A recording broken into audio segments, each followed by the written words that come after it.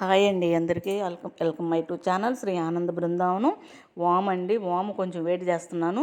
కొంచెం వేడి ఎక్కిన తర్వాత తీసి ఆరబెట్టుకొని మిక్సీ జార్లో వేసి మిక్సీ పట్టుకోవాలి. బాగా మెత్తగా పట్టాలి. ఎంత మెత్తగా పెట్టినా కొంచెం పొలుకుంటుంది, లేకుండా జల్లించుకోవాలన్నమాట.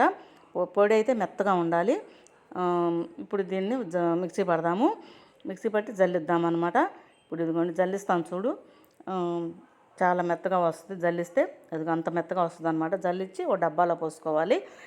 గాజు చేసామంటే గాజు దాంట్లో పోసుకోవచ్చు. 2 స్పూన్లు పెరుగు తీసుకున్నాను. దాంట్లో బాగా చిలికి లీటర్ వాటర్ పోయాలి. బాగా పలసగా ఉండాలన్నమాట మజ్జిగ. ఇదైతే పిల్లలకి ఈ కాలం కడుపు పిల్లలైనా పెద్దవాళ్ళైనా ఎవరైనా ఏ రోజు ఏ కాలమైనా తాగొచ్చు. వాము ఒంటికి మంచిదే, మజ్జిగ ఒంటికి మంచిదే. ఇష్టమైన వాళ్ళు నిమ్మకాయ పిండుకోవచ్చు.